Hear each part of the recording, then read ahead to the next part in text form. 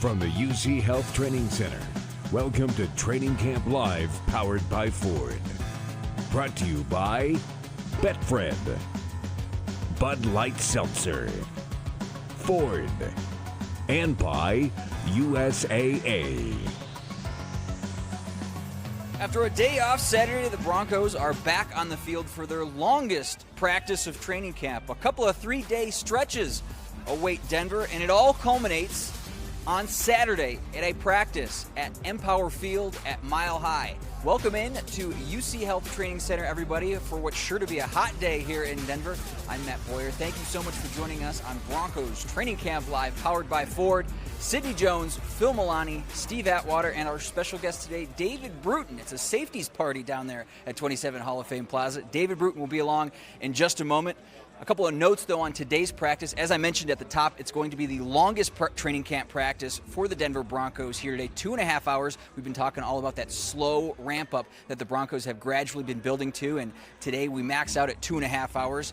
The coaches did not have a day off yesterday. The players did. The coaches were in the building here at UC Health Training Center going over the past 6 days, going over those player evaluations, some of those training camp battles that we've been talking about, positions like center, linebacker, the coaching staff going through the tape yesterday here at UC Health Training Center. And then, as I mentioned, Saturday, the Broncos will have it's not a scrimmage, it's more of just a practice. They want to get the players familiar with the building. A lot of these players on this Broncos roster haven't even set foot inside Empower Field at Mile High. So Saturday's practice at the stadium, not a scrimmage, but more of just a run through to get the coaches familiar with headsets and players, with the locker room, knowing where everything's at before training camp ends. All right, let's get to some highlights now. From Friday, Justin Simmons starting things off with a nice interception there. The DBs, Simmons and Boye, playing very, very well early on in that period. Drew Lock to Cortland Sutton. It's been a common refrain. We've been hearing about it all training camp long. Vic Fangio saying he liked the way the offense looked on Friday. Royce Freeman and Levante Bellamy, two names we haven't heard a lot of because Phillip Lindsay and Melvin Gordon generate most of the headlines when it comes to the running backs. But, man, they looked good on Friday in that live red zone period. So a lot of give and take again on Friday, day 7, with the Broncos at practice. Now, as we've been talking about all training camp long, Broncos Country, we miss you. We wish you were here with us, but the next best thing is seeing you guys virtually, welcoming each and every day the players out onto the field. Today, there's Tim Patrick pumping the guys up. Let's hear what you guys had to say about your favorite Broncos.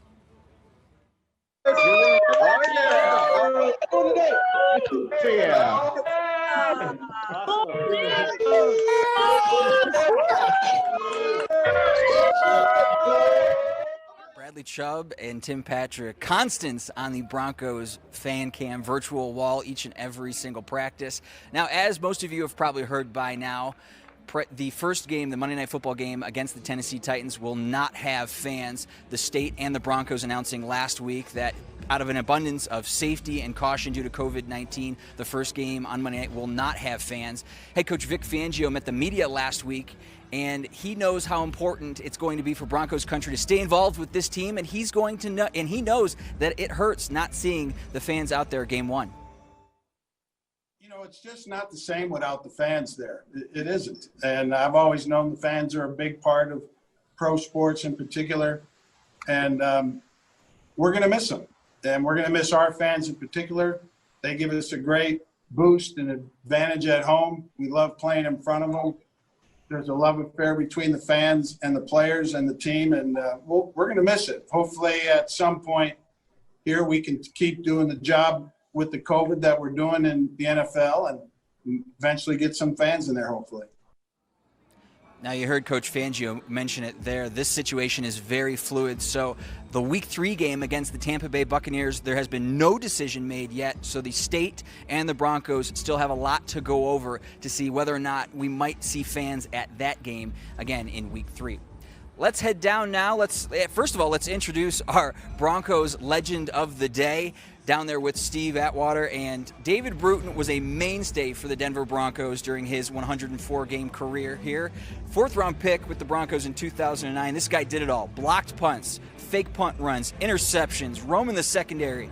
He did whatever the Broncos asked him to do from 2009 to 2015. He played a huge role in that 2015 season as well as a captain in the secondary. as the Broncos marched through the 2015 regular season on the way to Super Bowl 50. Also a great humanitarian, whether it be Bruton's books or charity rides throughout the Rockies. David was a mainstay in the community and a Walter Payton Man of the Year nominee in 2015, and he is standing by with Steve Atwater down on 27 Hall of Fame Plaza. And Steve, we had Peyton on Friday. We've got David today. I'm feeling the 2015 vibe, Steve. I love it. Yes, gotta have some championships up here. And he's got that big Super Bowl ring over here. Thanks, Matt, for the introduction. You know, we had on Peyton Manning yesterday, and he says he doesn't bring his Super Bowl ring out that frequently. You have yours on. I appreciate you being here. Thanks for wearing that big Super Bowl 50 ring. Man, it's been a long time since I've worn this thing. It's a little heavy on this right hand. Yeah. Well, you just get some curls in up here. Right. Hey, well, thanks for coming on the show with us, David. Thanks for having me, for sure. Yeah. So what you been doing to keep yourself busy these days? Oh, God, what haven't I been doing to keep myself busy? I've been on the bike, pedaling yeah, a lot. we see your leg. Oh, yeah. Took a spill. Bad wreck a couple weeks ago. I had to retire from the bike for a week, and then I came back. You know, I pulled a Marshawn Lynch with the bike. Yeah. But I've been busy with school, man. School and the family. You know, COVID's definitely changed the dynamic of school, and our professors have done a great job as far as helping us navigate through this time. And we finally finished up a lot of didactic work, and I start clinicals in a week. Didactic, you know, I don't know what that means. Oh God, all our in-class work, like all our in-class learning, all that jazz. You know, I struggle with trying to separate medical terminology and patient-friendly language all the time. It's just something that it's kind of been ingrained in me the last couple of years. Yeah, that's that. No. Yeah, what degree are you working towards? Doctorate of physical therapy. Wow. Mm-hmm. Wow. And your ultimate goal is? Eventually open up my own clinic focused on vestibular and concussion rehab, so something that I had a lot of when I was playing. Yeah, I remember that. You remember that was what? I got the date, December 28th, 2014. Mm-hmm. That was a big one, and then training camp one year when Fox's first year, and then my last year with Washington. Like I just had a few mixed in here and there, but they were always big. Right. That had a big impact on you wanting to go into that field too, to be able to help people who had that type of injury. Oh, for sure. And physical therapists in general they play such a huge role in concussion rehab and returning guys back to the field, where I felt like it was imperative that I spoke up and used my voice to help get PTs to be part of that team that could clear athletes to return to play, whether that's youth or college or professional athletes. Okay, man, that's amazing. Now, as a safety, it's a physical position. You had to play physical. You know, what do you think about? I get asked this all the time.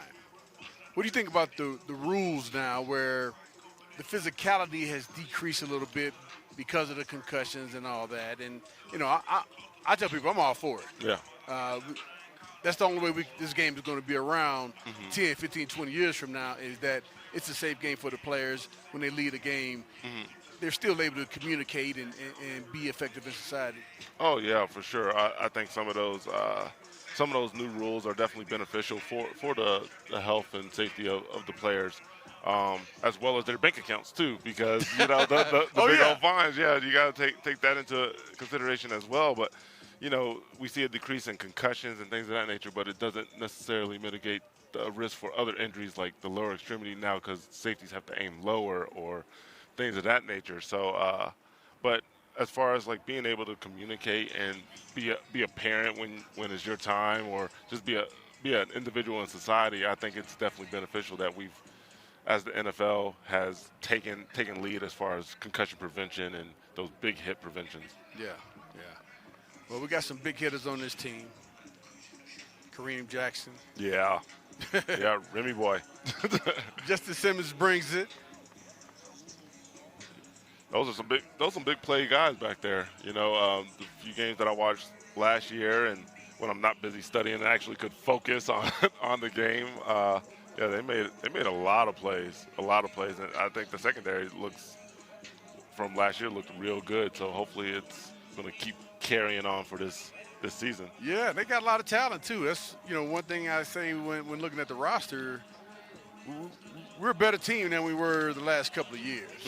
And, you know, it was better last year than the previous year, and it's even better now. And just the amount of competition at each position is, you know, is really impressive to me. One of the things that I enjoyed as a safety was disguising coverages and, you know, trying to play games with the quarterback. Did you think that was important, an important part of the game when you played? Oh, yeah, I think it was very important, especially since now I don't know what we did back in your playing days as far as having 3 safeties on the field, but the fact that, say, 2015, we were able to have 3 safeties on the field.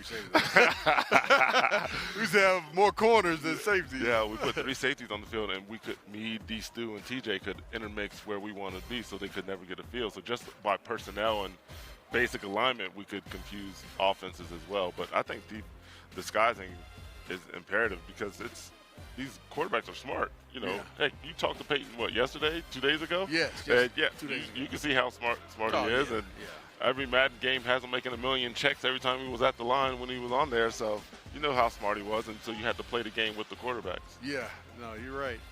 And we got some guys over there. Bryce Callahan, he was in Coach Fangio's and that Donatello system in Chicago. A.J. Bouye, he's commented on how helpful Bryce Callahan has been, just saying that he kind of knows everything, knows where guys are supposed to be, knows when they're coming out of their breaks, when he can make breaks on the ball. And, you know, if Bryce Callahan can pass that knowledge on to the rest of the guys, this defense is going to be a better defense. Oh, for sure. And knowing other guys' roles and things of that nature helps you play faster and play more free and play more confident, you know, that whole education and knowledge piece. Yeah, we're showing Josie Jewell there. Todd Davis went down with a calf injury. This calf injury isn't supposed to be as serious as the calf injury that he had last year. Josie Jewell filled in for him on Friday. Be anxious to see if he's the guy, or they had mentioned something about Josh Watson possibly stepping in, but we'll be able to see who will be the next linebacker behind Todd Davis and Alexander Johnson. It'll be kind of telling to see who'll be with that first group. For sure. Big old Shelby. Yeah, I was so happy that Shelby Harris signed back with the team. Oh, man, me too. Yes. Me too. He gets so many batted passes and, you know, good pressure up the middle, good energy too. Yeah, that big interception and the end zone. Yeah, that's right. He came out talking stuff about he had the best hands on the team. Oh, yeah, 100%. You know that was going to happen. Yeah, that's fun. Oh, man. I like to go back to when you talked about competition for a little bit, the competition across the board, and I feel like that was something that we had when we went on our Super Bowl 50 runs. Like, we had competition at every position. Right. And I don't know if that was the same for you, but I felt like that brought out the best in everybody, even if it was the second string guy or the third string guy. Whoever stepped up, they knew what they had to do because they were competing at that level the whole training camp. Yeah, no, I agree. And it was like that when we played too. The coach group, they bring in new guys every year, draft the guys the same position as you, and you used to get mad. Yeah. May as well just go out there and do what you can do. Yeah. And the best person is going to be on the field. For sure. And if the best person isn't on the field, you're not going to win. Yeah. And the players are going to lose respect for the coaches if, you know, the coaches aren't playing the guys who, you know what they're doing, have the right attitude, and then they can play. Yep. Yeah. So from a safety's point of view, now I'm going to be talking to you from the safety's point of view and from an athletic trainer, you know, the medical person's point of view as well. But put on your safety hat for a second. Hat on? Yeah. All right. What makes a great quarterback? And is Drew Lock, does he have the makings of a great quarterback? You know, the physical presence always is something that somebody wants to pass, like that eye test. Like, you know, we go through the eye test in general just as an athlete. Like, oh, does he look athletic? Does he look the part? Does he look like he can throw? Yada, yada, yada. Drew's got a strong arm. We've seen that multiple times on display we've last seen a whole year. bunch of quarterbacks that look Yeah. But I'm going to give you an example of what makes a great quarterback here in a bit. Like, but you got first pass the eye test first. Yeah, eye test first. All right. The IQ to know what everybody's doing on your team, and as well as the defense. But the one example I can come back to, and it's like, damn, this guy is one of the greatest, is Peyton Manning came up to me one day in practice, and he could tell me when I was going to drop down in a cover 3 or cover 4 just based on my foot position. No way. Yeah, so he was like, oh, yeah, I see you with your left foot back. No matter what side you're on, you're coming down as a cover 3 safety. Wow. Like, he picked up on something so little like that, and that was something that I carried on throughout the rest of my playing days. It's like, okay, I got to even my feet are a tell. Exactly. So I think just being able to pick up information on guys just based on their alignment, their body type, how they position themselves. That's impressive that he would do that on a player on his own team in practice. Can you imagine what he did, the homework he did for his opponents? Oh, yeah, 100%. On the other team. Oh, God, I can only imagine. He probably knew their sleep schedule and everything. Yeah, and hopefully Drew Lock has that, and we'll see as time goes on. I know I'm super hyped about him. He's looked like he's ahead of schedule, I guess. I guess that's the word to say. Because I just did think at this early point in practice that he would be completing as many passes, understanding the offense this well. So I've been impressed so far. But again, the games, like Coach Fangio says, the games will tell all. Oh, yeah. Yeah, you can look good at practice. How those games going to plan out for sure. But I mean, I seen him play at Missouri a couple times, and he looked good there. Had strong arm, smart kid, athletic, tough. That's one thing. He's tough. Right. You got Pat Shermer there, the new Broncos offensive coordinator. I wonder what he thinks about the quarterbacks. I know he's super hyped about Drew. I wonder how he feels about the other 2 quarterbacks.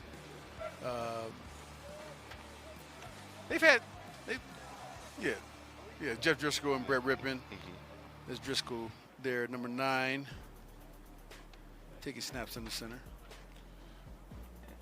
I just like to say, there's nobody from Notre Dame on this roster right now. This something's wrong. Right? How does that happen? 2 guys from Illinois State. But nobody from Notre Dame. We got a Razorback on the team. That you do. Yeah. That you do. McTelvin Agem. Now, I want to talk about, we're showing tight ends here. Albert O. I love Albert O. I know I've been talking probably too much about Albert O. Because I watched film of Drew Lock before Drew Lock came out last year, and he was feeding Albert O. He was the guy that he was on the receiving end of a lot of Drew Lock's passes. And I was like, man, this guy's going to be a lock for the first round. And I saw, man, 4th round, we were able to get him. And he's been doing really well here in practice. I'm super excited about him. I'm very partial to him. 4th rounders. I'm there very we partial. Go. That's man. right. That's right. Very partial. Now, as a safety, you had to cover tight ends. Like, what would be your mindset if you were facing a team that had the tight ends like we have? Our tight ends, we got Noah Fant, Nick Vannett, Albert O, Troy Fumagalli, Jake Butt, Andrew Beck, and Austin Fort right now. He's injured, but he played well last preseason. What would be your mindset going into the game knowing you have that many tight ends that could do damage to you? Man, I think it just comes back to being knowledgeable of what that guy likes to do and what type of situation they like to be in. But I mean, these guys 6'4", 6'5", 6'6". Man, how would you play them? Man, I'm getting down there in the box a dime, and I'm gonna use my 6'2", 220 as best as I can. Are you gonna try to jam them? Oh yeah, I'm gonna try to get hands on, slow them down. I feel like I'd be able to run with them. There might be some tight ends who could put on some jets here and there, outrun me, but I felt fairly confident as far as getting my hands on and being able to run with them. All right, then did you just take outside or inside of the way mostly? Oh God, I would take inside away mostly. I feel like that's the easier pass for a quarterback for sure. But then there's some big bodies like Grunk. It don't matter what side you are. Like, you're just gonna have to do something special. Yeah. And I'm sure we played against some big tight ends in my day, man. But just seeing that guy play, I'm like, man, I'm glad I didn't have to play against him. Oh, he's big as hell. He big. Yeah. Good strong hands and can run. Yeah, and then seeing our guys, man, Noah Fant and Albert O and Nick Vanette's like 6'6". I'm like, man, these guys can run. Yeah. Noah Fant 6'6". Noah's 6'4". 6'4", maybe almost 6'5". Okay. They're up there, man. All of them are up there. Yeah, they all up there. Yeah. It's gonna be nice to watch those guys, and it'll be fun to watch and see who Drew Lock is gonna target the most. Mm-hmm. Hey, to our viewers out there watching and a lot of those listening, I want you guys to go to Facebook. We have a poll on there. Let us know which position group that you want us to focus the cameras on. It's going to be 5 to 10 minutes or so. Once we get all the votes in, we're going to focus on that position group. The groups today are the safeties. Kareem Jackson, Justin Simmons, Trey Marshall, Elijah Holder, and Doug Coleman. The next position, linebackers. We didn't split it up. We just say outside linebackers and inside linebackers. We got all of the linebackers. Von Miller, Bradley Chubb, Malik Carney, Malik Reed, Derek Tusker, the rookie out of North Dakota State, Justin Hollins. Ty Davis, he's not out there today. I don't see him out there on the field. He hurt that calf. Got Josie Jewell, Alexander Johnson, Joseph Johnson, the rookie Justin Stranad out of Wake Forest, and Josh Watson, who's in his second year out of Colorado State. That's the second group. Then the third group is the cornerbacks. Essang Bassi, the rookie out of Wake Forest, Devontae Bosby in his fourth year, A.J. Bouye, Bryce Callahan in the picture right there. Also Duke Dawson, Devontae Harris, Michael Ojemudia, the rookie third-round pick out of Iowa, and then Isaac Yiadom in his third year. Yiadom. David Bruton. That just made me feel old. Seeing what it said, 2009, Texas first team. I was like, oh God, I was here. I'm old. Yeah, hey man, it goes by fast. Don't look at that kind of stuff. It'll get you to make the gray hairs grow faster. Right. So Dave, what's the difference between safeties and corners? Just for our viewers, some of those out there, they may just be getting into football. What's the difference between the safety and the corner? They're defensive backs. Yeah. The safeties are guys who basically are the blanket, the cover blanket, the protective blanket over the corners. Right. We're the guys who make the corrections and the edits and everything like that when it comes back there. We're the smarter ones. Okay. I'd like to say, just because we have to understand run fits and rotations and what the offense is doing, make checks, get everybody lined up. We're essentially the generals back there in the backfield. Okay, all right. And then the corners are those guys that we put on an island and the ones who make all the dang money because we expect you to cover that guy one-on-one. Yes. I think they have, if not one of the toughest jobs on defense. Oh, for sure. Covering the other team's best receivers. Mm-hmm. And I think they call them cornerbacks because they're on the corners. They're on the wide side, the outside. Normally you can see the cornerbacks. They're normally the smaller guys on the defense, out on the edge, lined up on the other team's wide receivers. And they're trying to defend them, trying to stop them from getting down the field, trying to intercept the passes. And safeties are the guys in the middle who are normally going to make more tackles, going to be more involved in the run game. Yep. Covering tight ends, kind of in the middle of the field, and like you said, making those adjustments to get people on the same page. For sure. Now, what about linebackers? You hear people say inside linebackers, and then outside linebackers. Oh man, shoot! I think when I think of outside linebackers, I'm thinking Von Miller, right? Von Exactly. type players, you know. Bradley Chubb, yes. Shoot, guys who can get after the quarterback, who can be in a 2-point or be in a 3-point when you need them to be. You know, they just have that athletic ability, but that knack to get to that quarterback. Yeah. You know?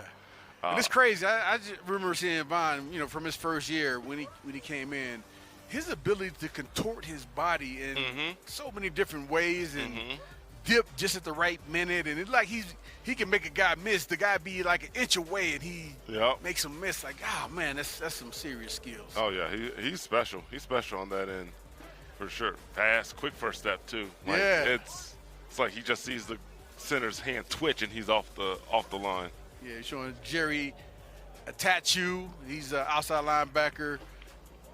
Josie Jewell, inside linebacker. Joe Jones over there, and I believe they're thinking Jerry Atachu. He may be the third guy. He's fighting for that third position behind Von and Bradley Chubb. He's been having good practices out here. Yeah, that's good. You know, coming out here and putting your best foot forward. You know, making the plays and trying to make a name for yourself. You know, just trying to be out there with the guys and be reliable. The coaches aren't going to put you out there if they can't trust you. That's for sure. Yeah. So you mean reliable, you mean in terms of knowing what you're doing? Knowing what you're doing, and they can trust that you're going to make a play when the play presents itself. When it comes to you, you'll make that play. Yeah. And then going to the inside linebackers, how do they differ from the outside linebackers? Oh, I feel like they're the run stuffers right up the middle. Yeah. They're also the cover guys, too. They're the ones who have to cover running backs out the end, unless it's a zone coverage. But they're the ones who have to cover, have to run, stuff the run. And, you know, how we're the generals as safeties in the back. They're the ones up front getting everybody lined up. Like, okay, slide over, you know, right, making close calls, left and right, things of that nature. So. And they got to get back in zone coverage. They got to get deep enough to where the quarterbacks can't throw those intermediate passes. That was probably the hardest part as far as playing dime linebacker when I had to go down there. Like, had to fill up on the run. Oh shit! There's a play action. Get that foot in the background and get back there. So yeah, that's a lot. It's a lot of respect there because you know you bite on that play fake and you have to get back there in that hole or. You know, there's a first down or touchdown. That's all she wrote. That's the importance of having good run reads. For sure. And, yeah, those guys, inside linebackers, man, I look at those guys as like some of the toughest guys on the defense, man. You got normally offensive guards and tackles trying to block you almost every single play. And then when they get you, they're going to hold you and try to drive you into the ground. Yep. Yeah, those guys are normally the thumpers on the team. Yeah. It's fun stuff. So, yeah, make sure you guys go to the poll, vote for the position group, safeties, linebackers, or cornerbacks that you want cameras to focus on a little later in the show. And we'll let you know, and we'll focus on that group. And it'll be fun. You'll enjoy it. So, we got some rookies on the team. Jerry Jeudy, KJ Hamler, who's out, got a little bit of a hamstring injury right now. Michael O.J. Mudia, the cornerback. What was your rookie experience like? What was it like for you when you were a rookie? Well, I had fake ink put into my shoes, fake ink. Yeah, they put some ink that colored my toes. So all the training camp, I had blue and silver toes. It wouldn't fall off till mid-season. But, do you know who did it? No, not at all. But I have an idea. It might have been Ronaldo Hill right there. It might have been him. I know he was one of the culprits. I know he was probably involved. I won't put it past him. Oh my goodness. But you know, I just remember my first training camp coming in with wide eyes. You know, this is the top level of this sport that anybody could ever reach, and just having to rely on some vets such as Ronaldo, such as Brian Dawkins and Champ Bailey, to calm my nerves. And you know, were you nervous? Oh God, every single practice. Wow. Every practice, and you know, I had Prefer was our special teams coordinator, and he gave me a chance to, make a name for myself on special teams, and I appreciate the hell out of him for doing that, because me finding a niche with special teams also helped calm my nerves as far as, okay, I can play in the NFL. I'm not just some fourth-round draft pick from Notre Dame. I can actually play at this level, and then I just kept growing as an individual day in and day out, year in and year out. But as a rookie, man, I found solstice is just relying on the older guys, just talking with them, whether it was film study, how they looked at things, how they went about practice, sleep, even to 401k education, like everything. Yeah. Like I just tried to absorb as much knowledge as I could from them. Oh, wow. Good stuff, good stuff. Hey, we're gonna take a break. We're gonna throw it up to Sydney. Sydney, what you got? I'm sorry, we're going to Phil Milani. Phil Milani is with Zach Azzani, the running backs coach. What you got there, Phil? Steve, thank you very much. Zach, we've seen Cortland Sutton coming off that Pro Bowl year, pick up right where he left off. What kind of jump are you even hoping for this year? Yeah, just some little intricacies of the game that he's starting to really understand now. Reading defenses faster, that's a big thing he wanted to do. Just to understand the why of everything now.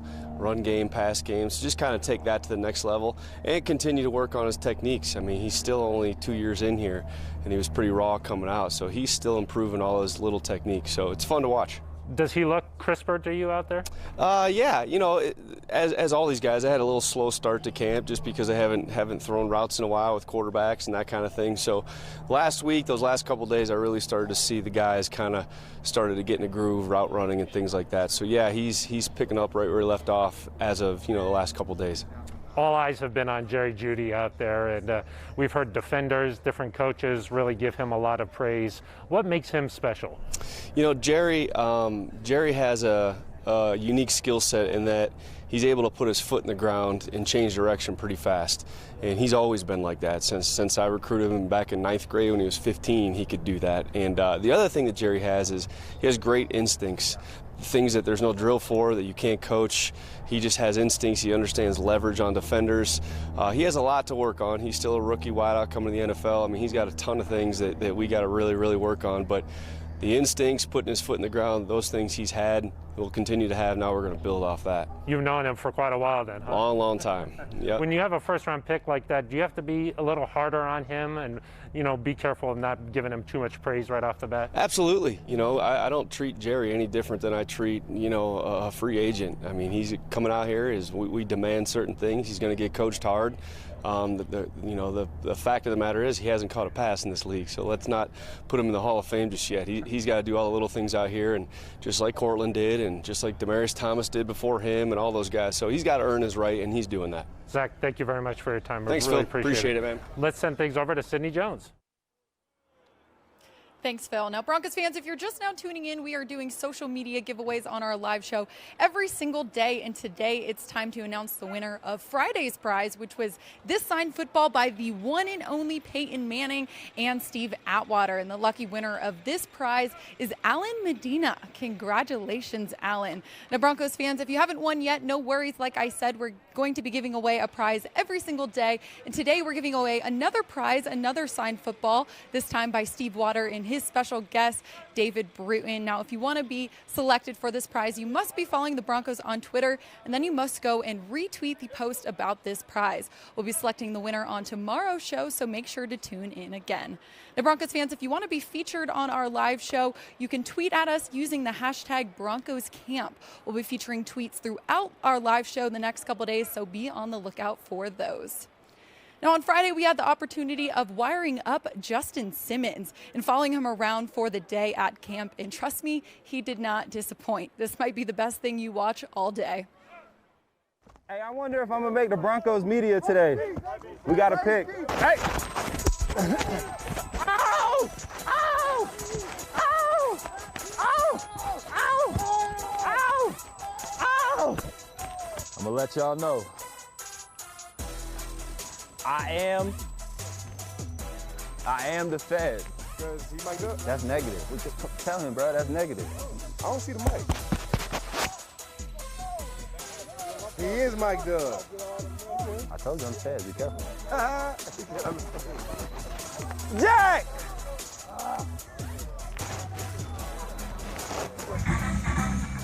Hey, at least this is better than the Italian music we were listening to, Little Italy, whatever it was called. Ah!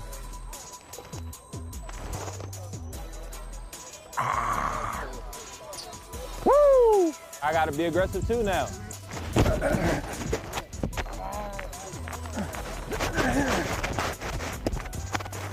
Justin Simmons, you have your own private jet. He don't even say hi to me no more. It's crazy, man.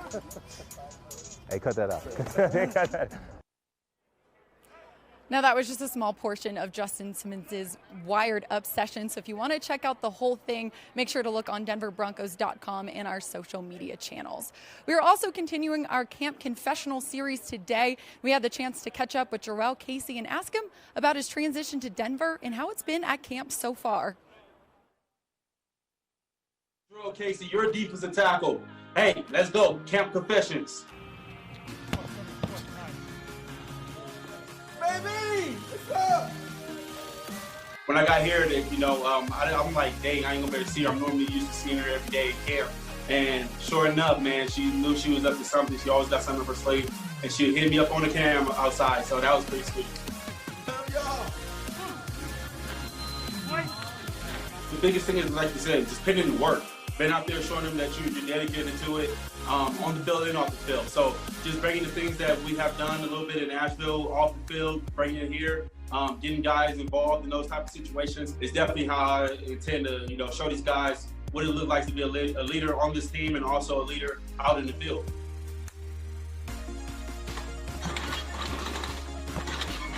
I'm Jarrell Casey. Thank you all for watching my Camp Confessions. Now, that was just a small portion of Jarrell's Camp Confessional. So if you want to see the whole thing, you can also find it on our website and social media channels. We'll be doing those Camp Confessionals every single day during training camp, so make sure to check those out. Now, with COVID-19, the school year is looking a lot different than what most students are used to. But to help, the Broncos are still doing their Back to Learning program. The Broncos have partnered with Volunteers of America, King Soopers, and 9 News to help fundraise and distribute school supplies to different school districts, families, and students all across the state of Colorado. Now, if you want to learn more about this and how to show your support, you can check out the website on your screen. Now, Broncos fans, we're going to take a quick break, but don't go anywhere because when we come back, you'll be joined again by Steve Atwater and David Bruton.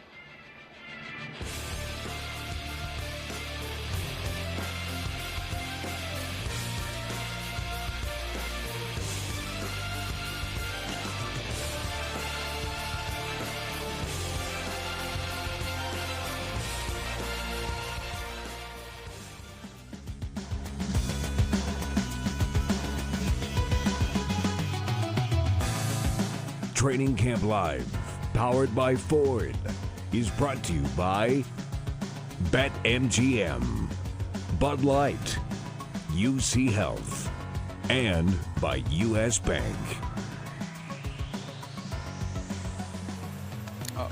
Yes, welcome back to Training Camp Live, powered by Ford. My special guest, Mr. David Bruton. David, have you ever been to training camp with no fans? No. And you can't say that now. You have.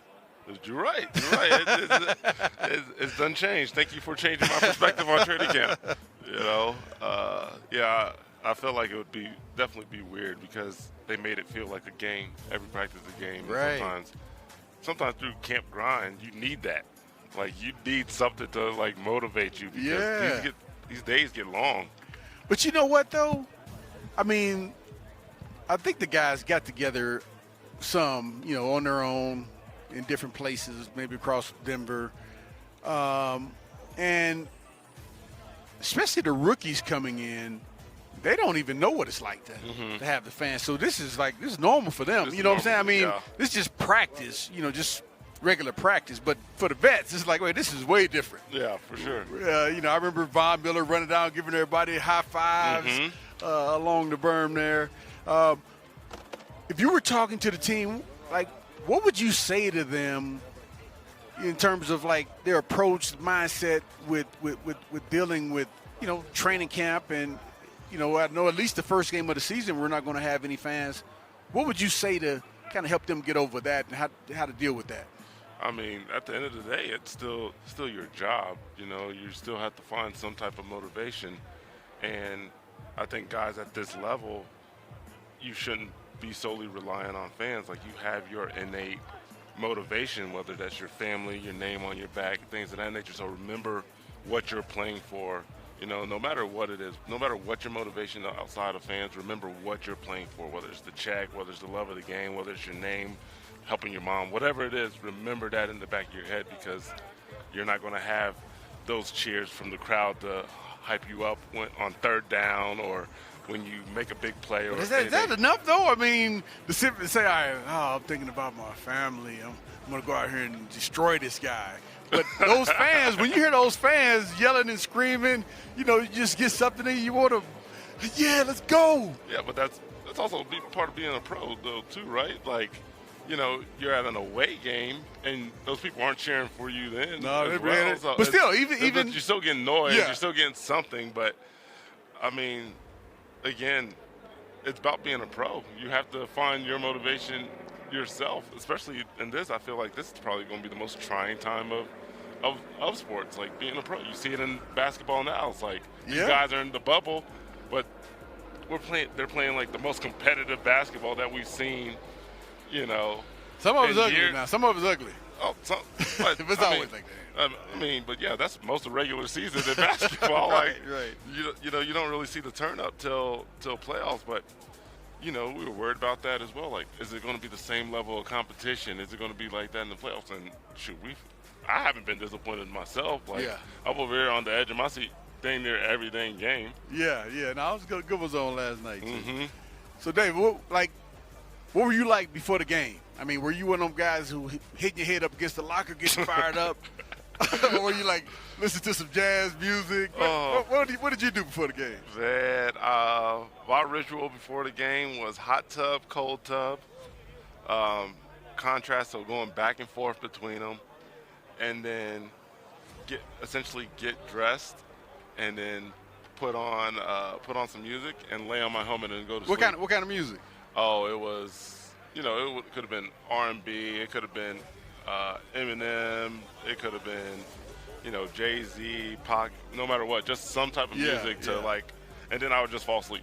Like I felt. You fall asleep before the game? Before the game. 90% of the games I would fall asleep. Notre Dame, it was 100%. Like 100% of the games I would fall asleep. There was one time I took some Doc's pre-workout, Brian Dawkins' pre-workout before the game. Oh, what he has a pre-workout? It was something. I don't know what it was. It was we called it Doc Juice or something like that. Come on, are you serious? It was crazy. I got to ask him about that. Oh, my goodness. I was bouncing off the walls during pregame, and I was exhausted. I was like, this is the most energy I've spent before a game ever in my life. So Doc was like Romo then, Bill Romanowski. Oh, Doc was on one. And I was like, Doc was speaking tongues. I don't know what he would do, but he was like hype. And I was like, okay, maybe I should be on that level. And I'm like, I can't be on that level. I don't have that type of tone. Right, I'm not that guy. But mine was just I try to take a little nap before the game, get an IV, pass out. I told Brian Dawg, man, I used to love when he used to come out of the tunnel crawling. Mm-hmm. What was his name? What's his nickname? Wolverine. The Wolverine. Yeah, man. That was amazing. Wolverine or Weapon X. Yep. And I always say, man, football, this is entertainment too. Mm-hmm. And hey, that added to it, man. That got me hyped. Mm-hmm. It really got me hyped. Yeah. Is anybody doing it in today's game? Like, I felt like that was all the older heads, like Dog and Ray Lewis and guys of that nature that did entrances like that. I don't know because you got 11 guys that run out and every guy does their own little thing, mm-hmm. but I don't know if anybody gets focused on as much as like Ray Lewis. He used to come out and do his whole thing. Yeah. But I don't think we have anybody in the Broncos that's doing it like that just yet. Hey, so when you retired, Joe Ellis honored you, and I remember you were out over in the field house. Mm-hmm. What did you think about that? And like, what was going through your mind? Like, did you still want to play? You know, I think at that time I was done playing. Like mentally, I was done playing. I also got into school, got so involved in school right then and there. I know for a fact I was done. You know, whether my body could do it or not, mentally I think I was checked out. You know, and just to be honored by Joe and the Broncos facility, you know, and in front of my peers and things of that nature was special. You know, I didn't know I left that type of impact in Broncos Country, you know, and to be acknowledged in such a way made me feel like, okay, my time spent here was well worth it, you know, and was well received. And, you know, they know that I gave everything I had, whether it was on the field, here, or in the stadium, or in the community. They recognized it and appreciated it. I have a couple of guests that came on, and they told me that they had a few regrets from their playing days. You know, after they got done playing, you know, you sit back and look at it. Do you look back on your career? Is there anything that you regret? Going to Washington. You shouldn't win. I shouldn't have went. Okay. Yeah, that's the one. You know. But I would say the same thing about the Jets, but but I can't say I would have did it over. I would have done it again. I mean, I wanted the opportunity, for the opportunity to play more. I think I just had a bad vibe there. Yeah. You know. And you had played your whole career here too. Yeah, it was. So it was in your mind, you're probably thinking like I was that all teams are run like this. All teams are, you know, they care about the players, and but all teams aren't. No, it's not. It wasn't. It didn't have the same foundation as here. You know, and I think I got so used to what the Broncos offered, that family feel, that top tier and top level facilities and upgrades and things of that nature, just to, you know, to just show their appreciation to the players. It was just different. But I mean, I wanted the opportunity to play more, and you know, and I got my opportunity to be a starter in the league, and got hurt, and that was all she wrote. Yeah. Showing Justin Stranad there, number 40.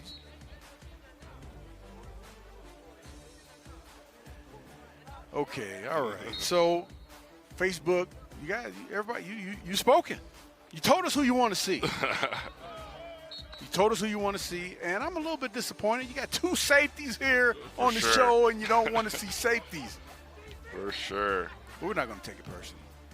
You guys want to see the cornerbacks, so we're going to show you the cornerbacks. A.J. Bouye, Bryce Callahan, Devontae Bosby, Michael O.J. Mudia, all getting instruction from my former defensive backs coach and good friend, Ed Donatel. Oh, you had him too? Yes. He was here my first couple years as well. Yeah. Ed's been through Denver a few times. Yeah, hopefully this is his last stop. And, some people don't know this, a lot do, but when I lived in Atlanta, Ed coached for the Falcons.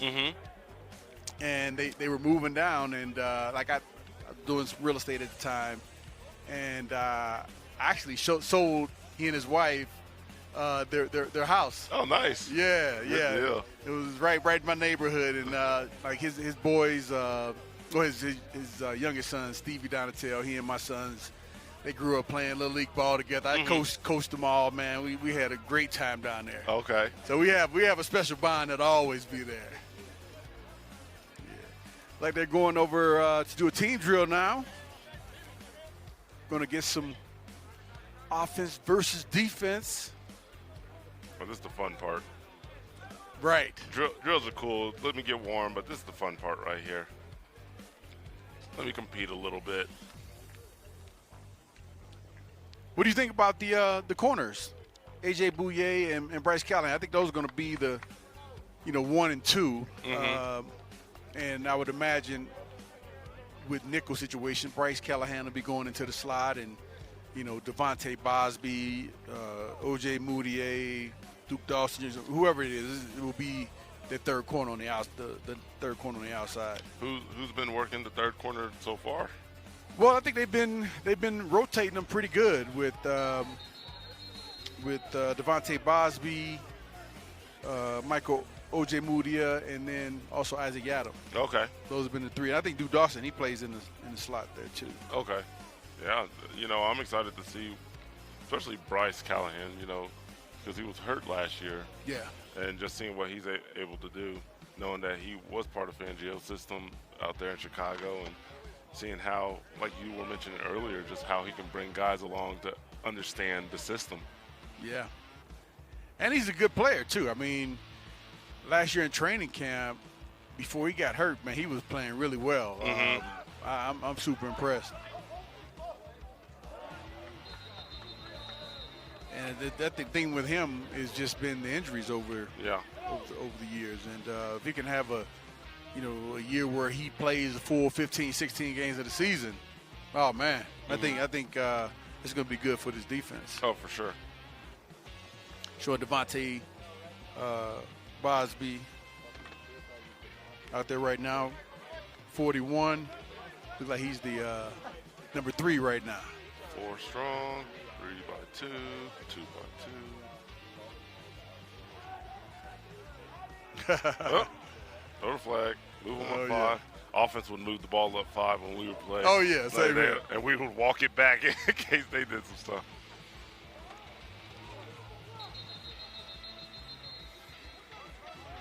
Man, Phil Lindsay's fast. No, he's got quick feet. He's quick and fast. That's which type of running backs did you hate to face? The quick running backs or the big ones? Like between Melvin Gordon and Phil Lindsay, who would you rather tackle?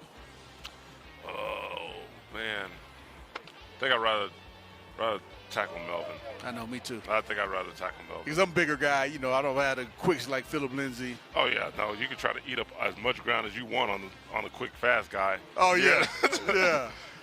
But Melvin Gordon, he's fast too, though. Oh, he's fast too. He's deceptively fast, and people think that because he's big, he's not fast, and then he's running away from me just like Philip Lindsay. Yeah, don't forget he broke records in Wisconsin. Yeah, he was the guy. Yeah, I think. But if I had to pick between the two, who I would rather tackle, I would say, if I got to cover one-on-one, he goes out of field and backfield in motion. Yeah, I'm gonna take my chance with Melvin Gordon for sure.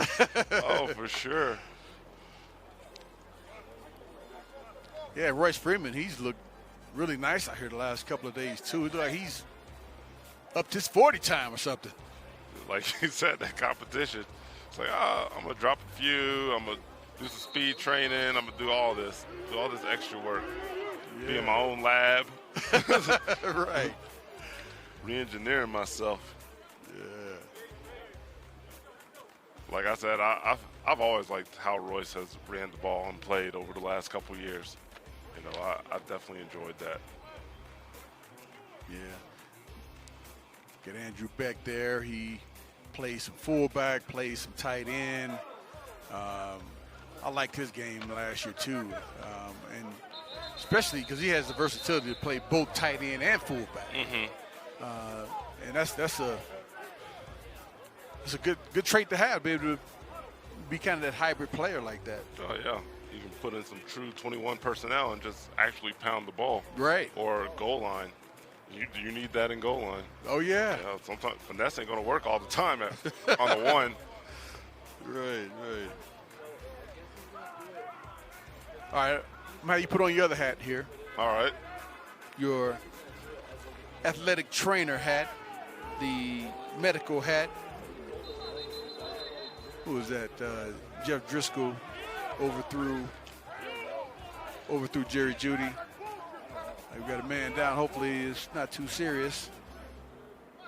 All right, we're going to put on your medical hat. Okay. All right. How would you get across to players?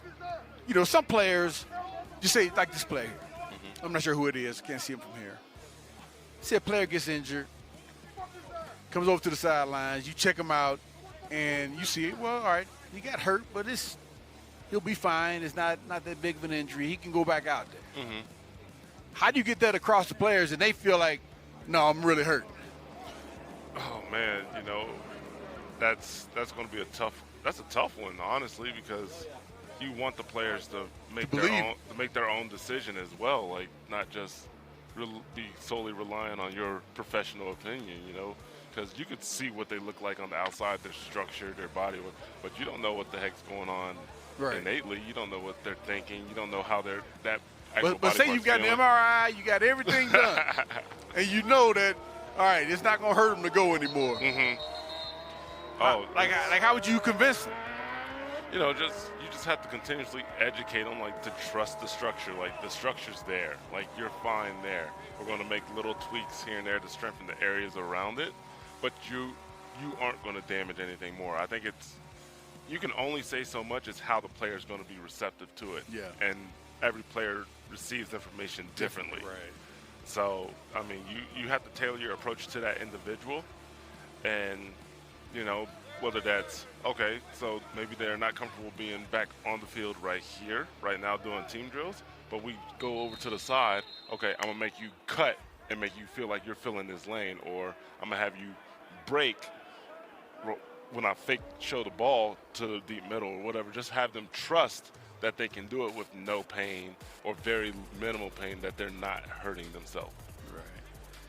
Just showed Levante Bellamy, the running back out of Western Michigan. I've been kind of going on and on a little bit about how I watched his film. He looks like a player that can help the team, but, man, we already got Phillip Lindsay, Melvin Gordon, got Royce Freeman.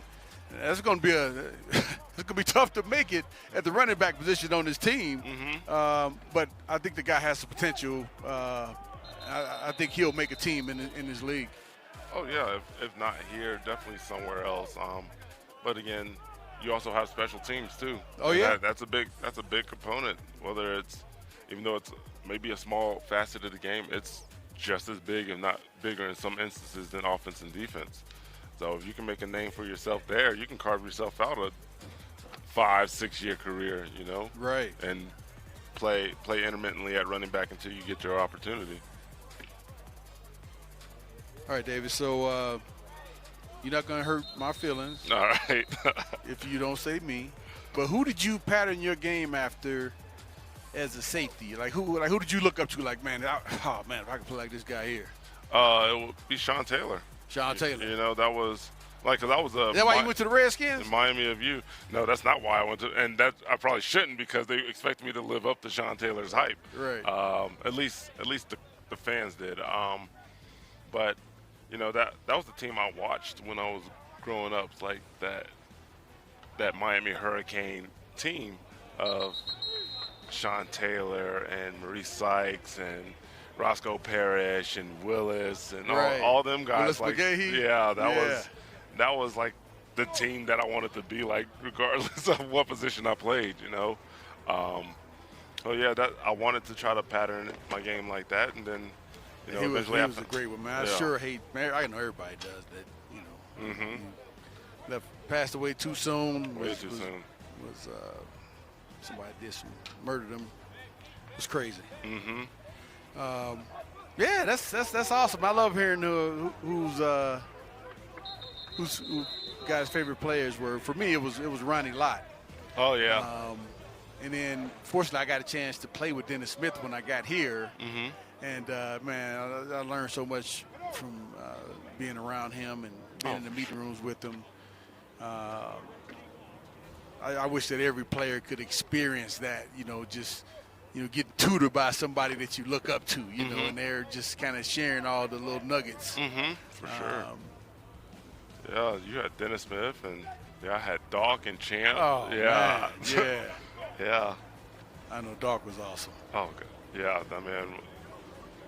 Noah Fant?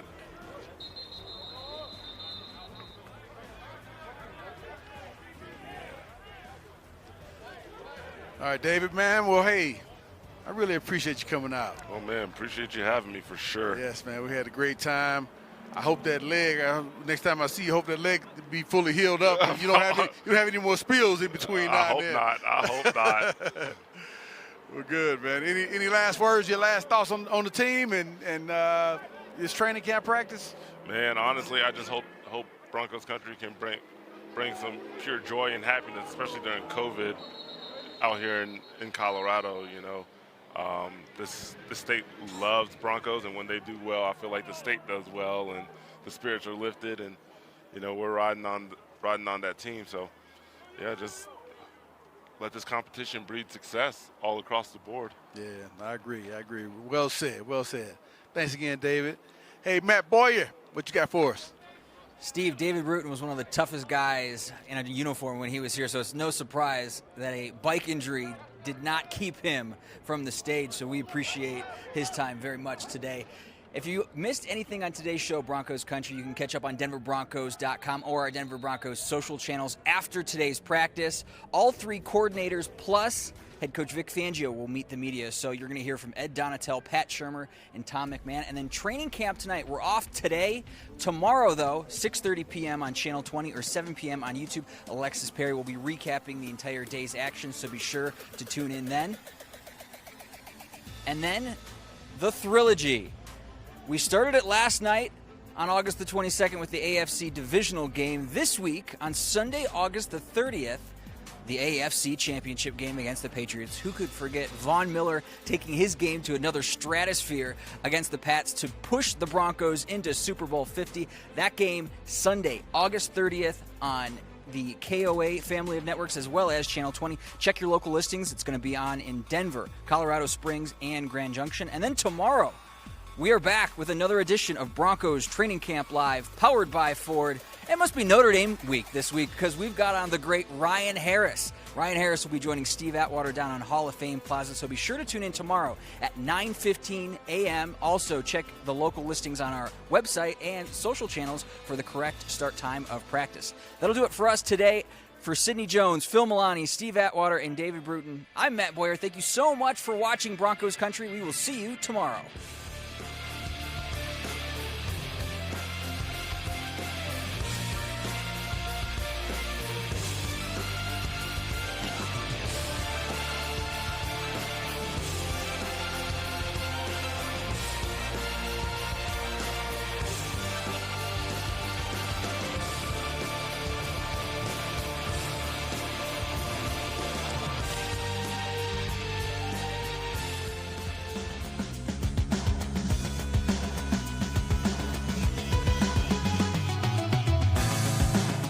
Training Camp Live, powered by Ford, has been brought to you by All Copy, Empower Retirement, King Soopers, and FanDuel.